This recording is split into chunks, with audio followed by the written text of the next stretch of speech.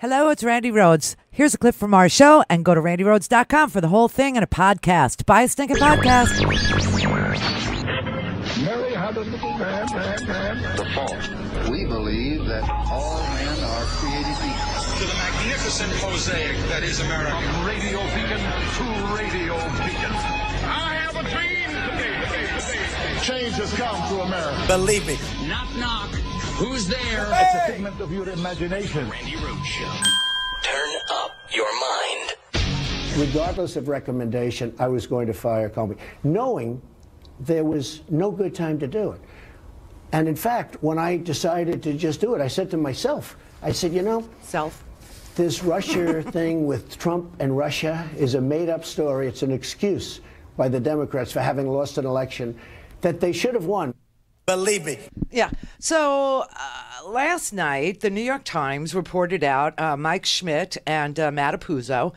These are names you should know. These are unbelievable journalists. Maggie Haberman is a name you should know. Tom Hamburger is a name you should know. You should know these journalists. But anyway, last night there was a report in the New York Times that came out that clearly said a leak had occurred. A leak, everybody. You know, this president with the Russia thing and the tape that's still unverified. I wouldn't associate Trump and leaks. I just, every time I hear it, that's all I could think of is Russian prostitutes on a bed in the Ritz-Carlton, Moscow. So please come up with another word. But last night, the New York Times reported out that there are more than 40 questions, about 50 questions really, that Mueller wants to ask President Donald Trump as part of his investigation. And when, you go to the New York Times and you read, these questions, basically they all boil down to, who the F do you think you're kidding? Right? I mean, this is basically what all these questions ask. There is an exhaustive array of subjects that, according to this document, Mueller wants to ask President Trump. And so a lot of people, I'm on Twitter at Randi Rhodes. Please follow. And so last night, I was looking at some of the tweets and people were saying, like, who do you think, who leaked it? I can't believe Mueller leaked it. Mueller never leaks anything. And I'm writing back to people and I'm saying, listen, this is nothing that came from Mueller. This came from, it's just a coincidence for me that Rudy Giuliani all of a sudden is joining the Trump team. And last week, Giuliani goes over and speaks to Robert Mueller to find out whether or not, according to Giuliani, Robert Mueller is open-minded, whether or not he's going to be objective in his questioning of Donald Trump and whether or not to allow Donald Trump to take a sit-down, with a Mueller. And so all of a sudden, Rudy goes over there, he talks to and then we get this misspelled, poor grammatical excuse for the questions that Robert Mueller wants to ask the president. So, the pressure of a name, like who could have leaked? I don't know. Oh, I mean, I'm not sure, everybody. I don't know. But some people have some ideas on the TV. Michael Zeldin, who was an assistant to Robert Mueller, he kind of thinks that the grammatical errors were a tip-off. I think these are notes taken by the recipients of a conversation with Mueller's office where he outlined broad topics, and these guys wrote down questions that they thought these topics may raise. Why do you think that? Why don't you think that this is a real list, that this is more like notes? Because of the way the questions are written. Lawyers wouldn't write questions this way. In my estimation, some of the grammar is not even, proper. So I don't see this as a list of written questions that Mueller's office gave to the president. I think these are more notes that the White House has taken, and then they have expanded upon the conversation to write out these as questions, and that's where we are. So I think Jeffrey's right that these are introductory questions that then introduce a lot of sub-questions in a longer interview. And the thing that you can see from this is this interview is not going to end anytime quickly because these are a lot of questions and it's going to take potentially more than one day to answer, which is why I thought originally this may be an effort to influence the president's thinking about whether he's going to try to resist an effort to interview him or not. And I think if I can just add to that, The question of a time limit on the interview is extremely important, especially now having seen these questions or subject areas, whatever you want to call them. If the president is really asked about all these areas, that will take many hours. And the question will be, in advance, will Mueller accept a tight time limit, recognizing that he wouldn't get to so many of these questions? That's going to be that is certainly a big subject of the negotiations now going on between Mueller and Giuliani. Oh, so the leaker may rhyme with Giuliani. Oh, okay. Oh, may rhyme with Giuliani. I don't know. The grammatical errors make it obvious that these were notes made during a conversation with somebody at the White House, not by the Mueller team. Now we can pretty much conclude by process of elimination that it was not Donald Trump, because half the questions would have been in all caps. Just like his tweet this morning. Here's his tweet. Oh, my God.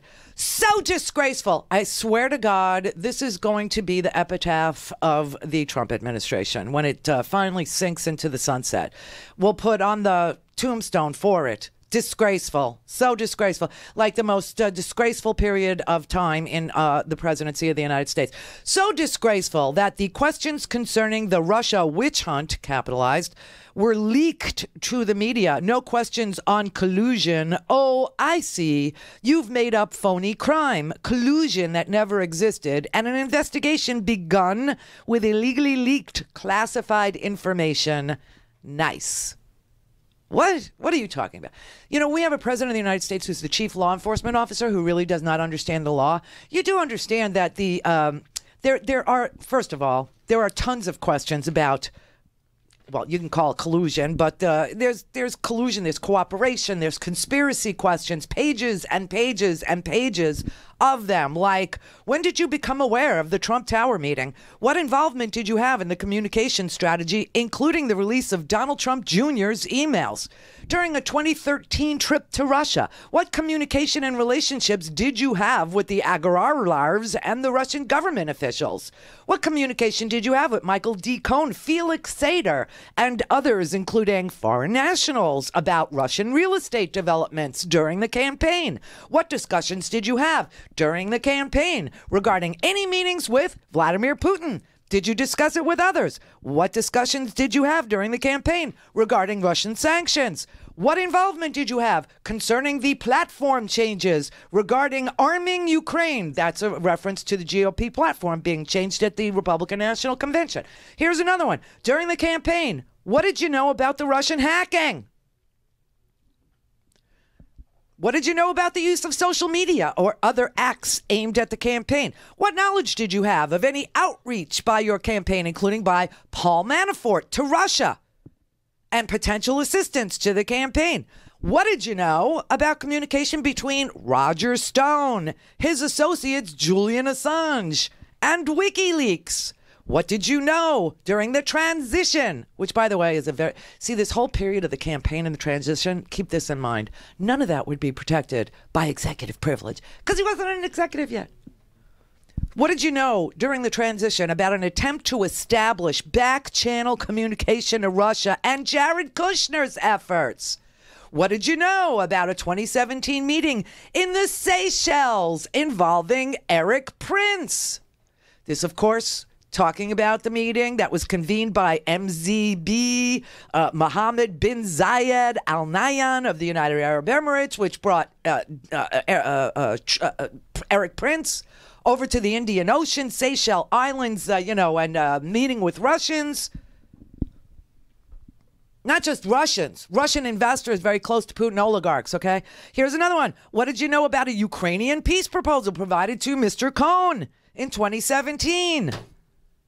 So Mueller is investigating Michael Cohen. Mueller is investigating Eric Prince. Mueller is investigating the Seychelles Islands meeting. Mueller is investigating collusion and coordination and cooperation and conspiracy with Russia and hacking and leaking and WikiLeaks and Roger Stone and Flynn and Gates and Manafort and Papadopoulos and Carter Page and tweets and the family and advisors and the firing of Comey and the attempt to fire Sessions and the Trump Tower meeting and real estate deals and Michael Cohen and Trump Tower Russia and Jared's back channels and the transition team with Roger Stone and a 2013 Moscow trip with PP tapes and hookers and also the attempts at firing Mueller himself. And now you can add that the Freedom Caucus in the House, about 30, really super Tea Party, right-wing, uber, white nationalist congressmen are drafting articles of impeachment against Rod Rosenstein,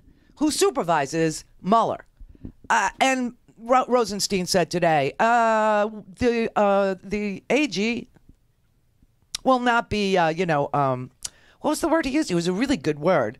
Will not be, not hijacked, but blackmailed or something like this by Congress. We're not, what's the word? Not exploited. I forget the word he used. It was just, a good response. Like, screw you. What are you talking about? 30 congressmen are going to try and impeach me? Really? You're going to try and impeach the Attorney General, the Deputy Attorney General of the United States? Really? This is what you think you're going to do to stop the investigation? It's just so ridiculous. And what Trump doesn't understand is it doesn't matter if Mueller finds him guilty of collusion, which is an illegal word, but it would be conspiracy. It would be, defrauding the United States. It would be money laundering. Obviously, these questions all are asking about these things as dictated by the White House to whoever was, tasked with getting on the phone with Matt Apuzzo and Michael Schmidt of the New York Times last night. But I got to tell you, this wasn't from Mueller. This didn't come from Mueller. There is no question that these leaks did not come from Mueller's team, but did come from Trump's team. How do we know that? Because in the New York Times article, they make it very clear that this came from a list of questions that Mueller's team read to them.